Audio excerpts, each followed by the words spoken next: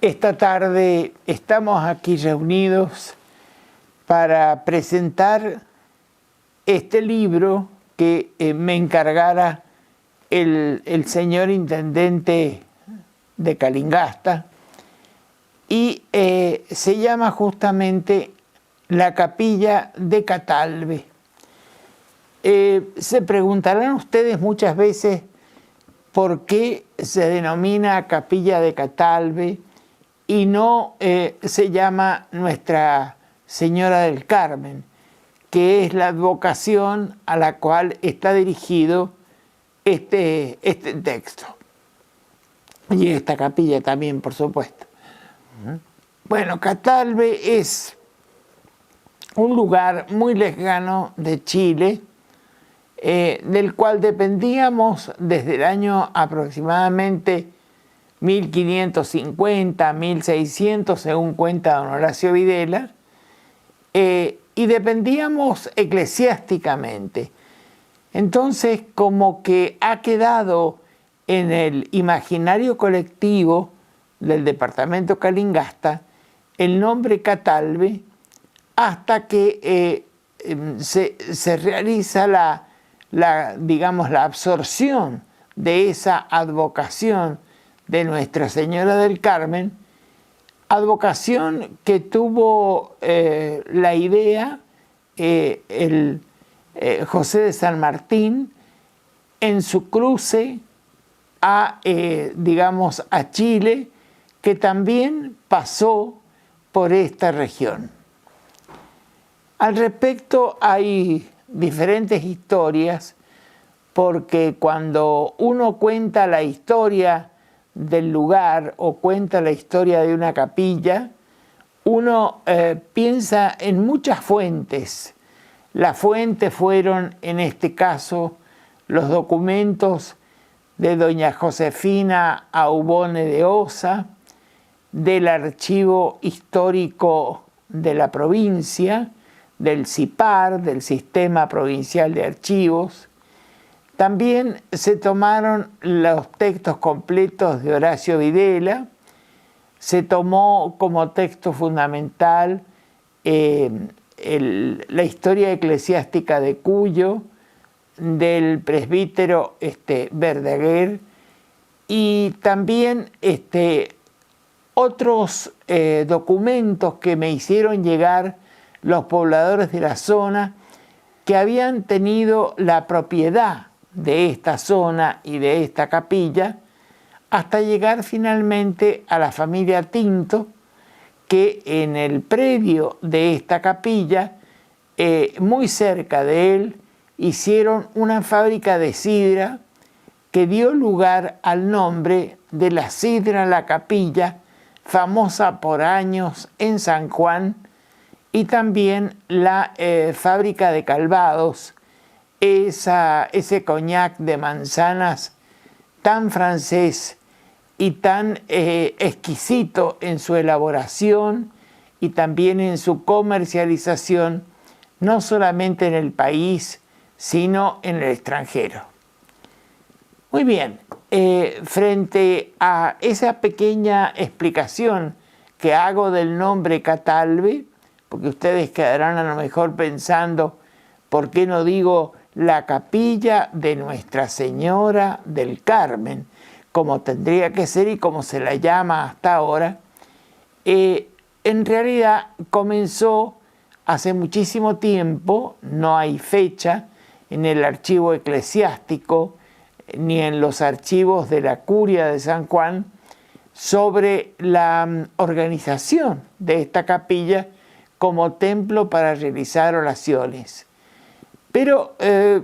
por lo general sospechamos que eran especies de oratorios en los cuales, siguiendo la usanza criolla, estaba como una especie de piecita de los santos, donde se juntaba la gente justamente a rezar, y siempre había una mujer devota que se encargaba de las velas, del arreglo floral, es decir, de todo ese tipo de cosas que hacen al culto y que hacen al misterio de lo que significa tener allí una capilla. Vamos a tratar de desilvanar, digamos, esta manta, porque eso es el tiempo. El tiempo hila y también desilvana las cosas, las confunde, nos confunde muchas veces las madejas, hasta que llegamos a producir una auténtica frazada, en este caso calingastina. Comenzó, digamos, con la idea del oratorio, es decir, en el lugar donde estaban la Virgen, que no era la Virgen del Carmen, sino la Virgen de los Dolores, porque en la zona habían estado los jesuitas, también habían estado los agustinos y finalmente los mercedarios. Y se les atribuye a los mercedarios el hecho de que la advocación fuera a esa Virgen. Bueno, ¿qué se hacía en esa capilla? Se rezaba, se oraba por los difuntos, se realizaban las ceremonias, se otorgaban los sacramentos y misteriosamente en ese sistema de fe que estaba integrado por la capilla y también por el río, que está muy cerca, el río de Calingasta, y la montaña, representaban las tres cosas un poco a la Virgen, pero a la Virgen sin advocación, a la Virgen directamente como elemento de culto, elemento de fe, elemento de petición y también elemento de agradecimiento. Pasó así el tiempo y tuvieron varias incursiones en esa capilla. Como dije al comienzo, pasó por allí la columna libertaria de San Martín. San Martín había puesto la advocación del ejército bajo el nombre de Nuestra Señora del Carmen, así que era muy lógico que esa capilla se llamara de esta manera. Y también estuvo por allí Sarmiento cuando, según cuentan las antiguas personas del lugar, visitando esa capilla e inclusive pasando en esa noche trágica en que él tiene que huir de San Juan, pasando por el paso de Calingasta, justamente hacia Chile. También, pasado el tiempo,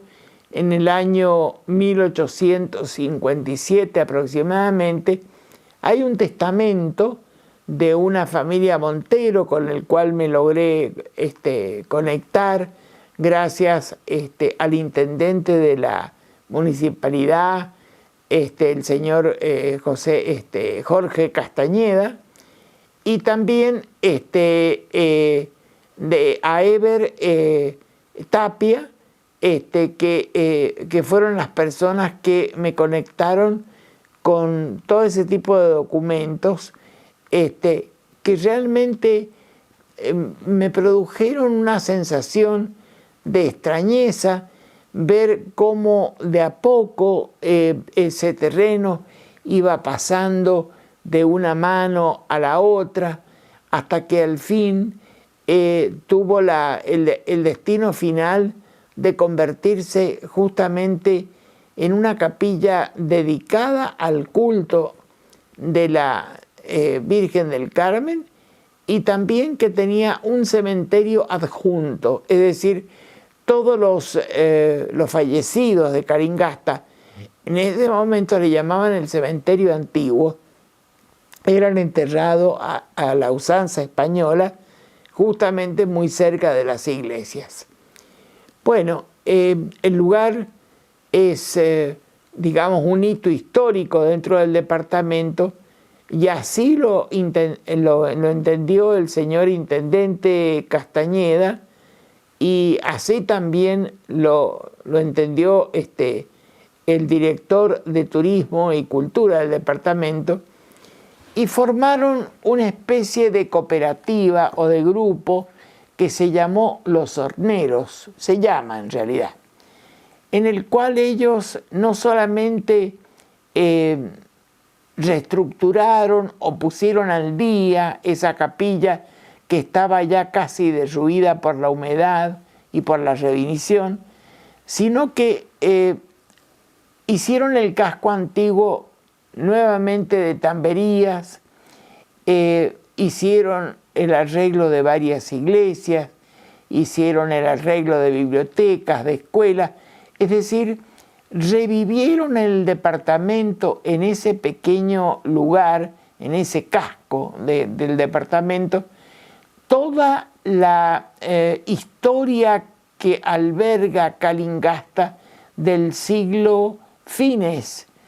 del siglo XVIII y todo el siglo XIX. Los horneros, ¿por qué? Porque los horneros son las personas especializadas que han hecho cursos especialmente para trabajar nada menos que con el barro y que con el barro realizar la puesta en valor y reformar, digamos, completamente las iglesias y tanto las escuelas como los edificios públicos en ese elemento de aquellos viejos adobes que eran de grandes dimensiones, pero que debían ser sostenidos por una especie de argamasa que solamente ellos podían saber. Es un poco lo que ocurrió con Achango, la iglesia justamente que se encuentra en el departamento de Iglesia. La mezcla de el barro, la sangre de vaca o la sangre vacuna o de cualquier animal con un poco de grasa y también otro elemento que usaban mucho era la paja para dar de comer a los animales. Es decir, todo eso mezclado formaba una especie de argamasa que cuando se secaba, finalmente eso quedaba tan resistente y tan duro como el cemento. Entonces, esta cooperativa de personas, que son 8 en total, hicieron todo ese casco fundacional en la parte de tamberías y luego también hicieron la puesta en valor de esta iglesia que ha llevado a lo mejor casi más de medio año armar de nuevo, digamos, sus paredes, tanto exteriores como interiores, el techo, el lugar donde, el triángulo donde van detenidas las campanas, es decir, reformar todo el edificio. Es muy importante, este libro yo lo llamé La Capilla de Catalbe, el templo dedicado a la Virgen del Carmen, y también le coloqué como un subtítulo que dice Misterio luminoso de la Virgen del Carmen. En realidad, todo lo que encierra la religión siempre es un misterio. Y en este caso es un misterio de luz, porque la luz de Calingasta es como mágica. Es decir, cuando uno realiza una foto o realiza una filmación, es muy importante el factor luz, lo que produce tanto en las personas como en los edificios. Y Calingasta tiene esa especie como de filtro o tamiz dorado que convierte todo realmente en una obra de arte. Es misterio luminoso, también refiriéndose a los misterios del Rosario, que se rezan, los misterios luminosos que se rezan justamente a la Virgen. Y luego está el silencio y también el agua, que están muy cerca. Para orar o para meditar se necesita tener no tanto el silencio exterior, porque el silencio exterior casi como que no existe, porque gracias a Dios Calingasta está llena de calandrias y, o del viento, muchas veces del viento sonda, está lleno de labranza de la gente que trabaja, el canto de los pájaros, el canto rumoroso del agua de las acequias. Es decir, eso es como parte de un silencio al que uno se va acostumbrando con el tiempo. Pero el silencio interior es lo que toda persona que sabe meditar logra frente a una imagen de la divinidad o frente a un lugar especial. Y eso se da mágicamente en Calingasta. Yo lo atribuyo como persona que conozco iglesias, no solamente de acá de Latinoamérica, especialmente de la cordillera de los Andes, ¿no? En donde hay iglesias del Carmen por toda la cordillera de los Andes, es decir, ella es como la señora de la montaña y está muy bien colocada en este lugar. Tanto en Susques, por ejemplo, en Jujuy, donde existe una iglesia del Carmen, y la de Achango, que está dedicada justamente a la Virgen del Carmen. Esta iglesia, tantas otras, cuando uno viaja, por ejemplo, a Perú, o a Bolivia, o a Ecuador, siempre encuentra en esa pequeña estructura vertebral, ¿no es cierto?, que tiene la cordillera de los Andes, encuentra templos dedicados a la advocación de la Virgen del Carmen. Y eso puede ser que deriva un poco del Monte Carmelo, donde en Jerusalén, donde también tuve la oportunidad de conocer esa iglesia misteriosa también, en donde la Virgen se reunía con los apóstoles, ¿no? Entonces, es como una repetición ad infinitum que se da no solamente en la República Argentina, en Latinoamérica, sino en el mundo, de lo que significa esa cofradía del Carmen, que se crea en Chile por primera vez en 1575 y empieza a multiplicar iglesias de esta Virgen. Es muy, muy interesante, y en este breve minutos que tengo de presentación no puedo hablar absolutamente de todo lo que significa eso, pero eso está en el libro, seguramente lo van a encontrar. Y van a encontrar muchas respuestas a las preguntas que cualquier fiel o cualquier persona que se interesa por la Virgen puede preguntarse. Muy bien, habíamos quedado en el párrafo aquel de que el agua, la luz y la montaña son importantísimas para todo templo donde se medita. El agua, porque el agua significa la vida, aunque muchas veces también significa la muerte, ¿no? El agua en demasía es justamente lo que produce las inundaciones y la destrucción. Y la carencia de agua es lo que produce la sequía y la merma en todos los cultivos y demás. Por una parte, pero el sonido que tiene el agua, que eso también en la segunda parte del libro, en la que me ocupo de Ofelia Zúcoli Fidanza,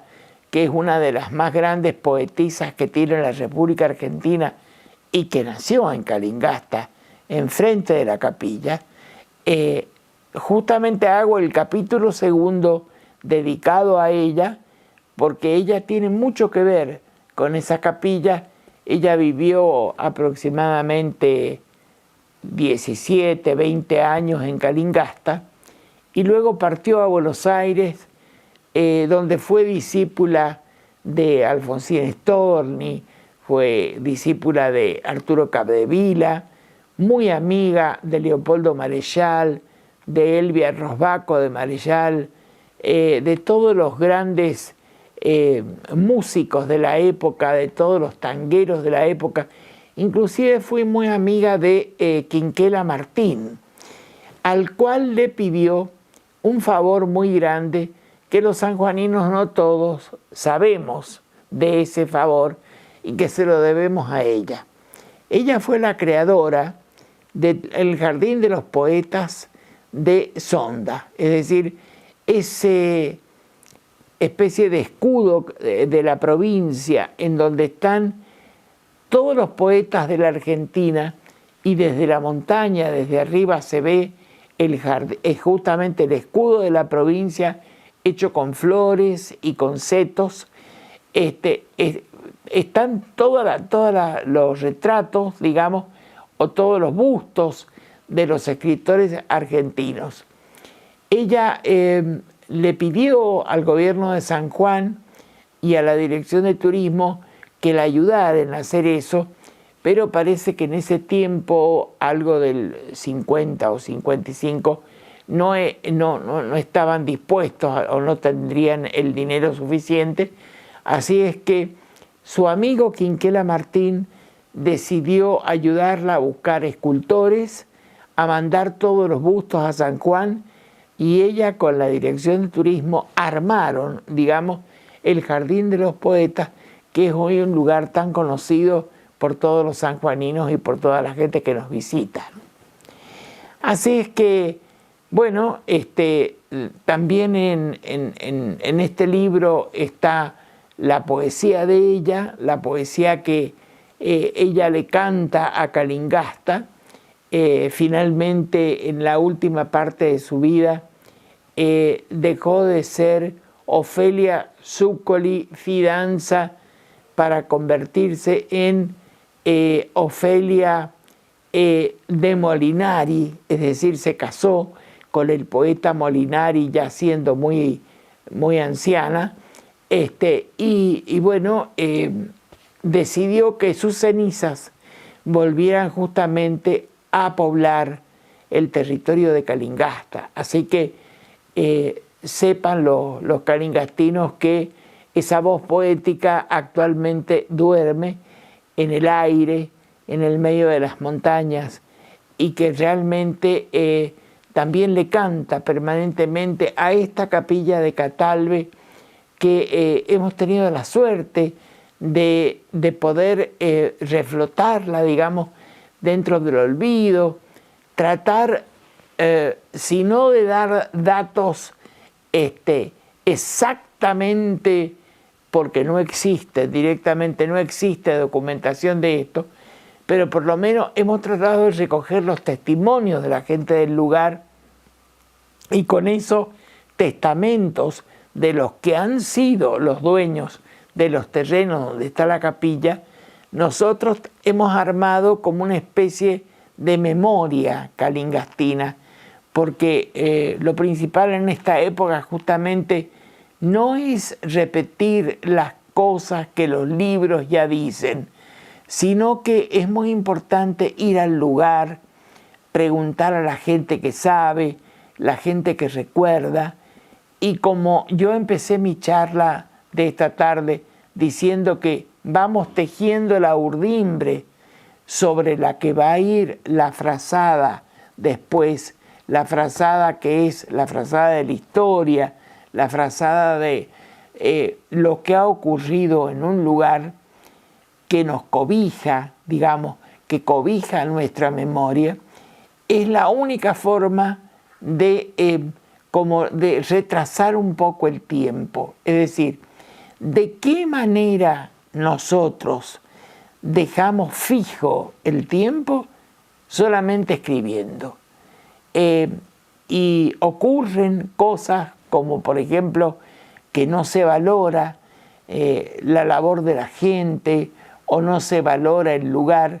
A lo mejor lo que no está el documento ni el testimonio escrito. Entonces, por eso es muy importante que tanto el intendente del lugar como las personas que se dedican a la cultura del lugar y nuestras autoridades principales, en este caso justamente el doctor, el vicegobernador de la provincia, doctor Roberto Gattoni, haya decidido solventar digamos, el costo de este libro, que no es un costo, sino que yo digo que siempre es una inversión lo que se produce en cultura, para que la gente de San Juan sepa lo que tiene cada departamento. Es decir, construir a lo mejor así como se construye una ruta histórica, se construye una ruta de la fe, se construye una ruta de justamente de la belleza, y se construye una colectividad que siente, que piensa, que desea, que San Juan, a pesar de todo lo que ha tenido de malo con sus terremotos y sus continuas destrucciones, representa un poco lo que es el ser humano. Es decir, el ser humano se construye y se destruye y se vuelve a construir nuevamente. Es decir, ese es el espíritu del sanjuanino, el espíritu permanente de la construcción. Así que, bueno, yo deseo que todos lean este texto, especialmente los jóvenes, las jóvenes generaciones, los que vendrán, porque muchas veces se nace en un lugar y uno se va del lugar y ha quedado sin conocer de dónde viene, porque todas aquellas personas que no sepan de dónde vienen, es muy raro que sepan después a dónde van. Muchas gracias. Estamos en esta tarde aquí reunidos muy cerca de nuestra capilla de Catalbe, para agradecer fundamentalmente la ayuda y la presencia del señor vicegobernador, porque muchas veces, aunque no se esté presente en un lugar, se está presente por la acción que uno ha realizado. El doctor Roberto Gattoni, presidente de la Corte y también vicegobernador de la provincia de San Juan, ha sido de quien ha dependido justamente la producción de este ejemplar, que orgullosamente el señor intendente de Calingasta, Jorge Castañeda, le propuso sacarlo. También, por supuesto, sin la ayuda siempre presente de la señora ministro de Turismo y Cultura, Claudia Grispan, no podría haberse hecho posible, digamos, toda esta senda, digamos, de todo lo que significa construir una ruta de la fe a través de todo San Juan. También el agradecimiento de siempre hacia la señora secretaria de Cultura de San Juan, Virginia Agote, quien apoya no solamente todas estas ideas sobre la cultura, sino que apoya a nuestros artistas sanjuaninos de diferentes formas, ya sea en forma virtual, como lo ha hecho permanentemente ahora. Últimamente hemos visto justamente en el Teatro del Bicentenario la ejecución del himno nacional argentino, hecha todo por artistas sanjuaninos, que es una cosa que realmente nos enorgullece, no solamente por el teatro que mostramos, sino por la gente y por los talentos que tenemos. El señor director de Patrimonio de la provincia, Jorge Martín, también el agradecimiento permanente al señor director de Cultura del departamento Calingasta, Eber Tapia Pérez, que siempre está frente a todo lo que uno pueda necesitar. Agradecer también al párroco de Villa Calingasta, Daniel Beorque Anigris, quien ha prestado documentos valiosísimos, como su propio trabajo sobre Monseñor Orsali, que habla permanentemente de Calingasta y que ha sido de un gran beneficio y que figura dentro del libro también. Y al señor sacerdote por su palabra y su consejo de siempre, Eduardo Gutiérrez. Sin todos ellos, este libro que se presenta hoy en Calingasta, lamentablemente a distancia, por las circunstancias por todos conocidos, representa justamente el esfuerzo de un grupo de personas que han decidido hacer de este departamento un gran departamento como lo merece. También quería destacar que no ha sido fácil hacer este libro porque, como ya lo verán cuando lean el texto, no existen totalmente o la totalidad documentos escritos y yo me sentía en el compromiso como catedrático o ex catedrático de la Universidad Nacional de San Juan de hacer una cosa con seriedad, es decir, no inventar una historia sobre la capilla de Catalbe, sino basarme en documentos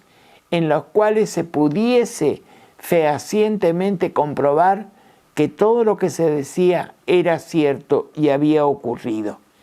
Pero hay otras formas de llegar a eso, que es justamente como una especie de rompecabezas que se va armando en base a testimonios, manifestaciones y también todos los documentos que van llegando como anexos que hacen justamente a lo que uno quiere realizar. Así que para todos ellos, las gracias, no solamente las gracias personales, yo también he tratado de donar algo dentro de todas estas donaciones magníficas que ha hecho toda esta gente, donando mis derechos de autor y donando mi tiempo y mi trabajo, porque siempre que yo escribo un libro sobre la Virgen o sobre lo que significa lo divino, considero que no es compatible con el dinero. Entonces, uno hace todo esto convencido de que está dando gracias al país también por todo lo que recibió. Por ejemplo, mi educación primaria, secundaria y universitaria,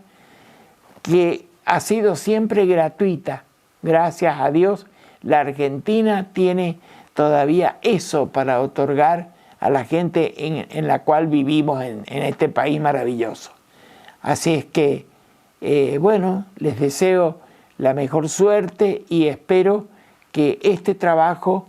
les guste y llene todas las expectativas que cada uno puede tener sobre ello.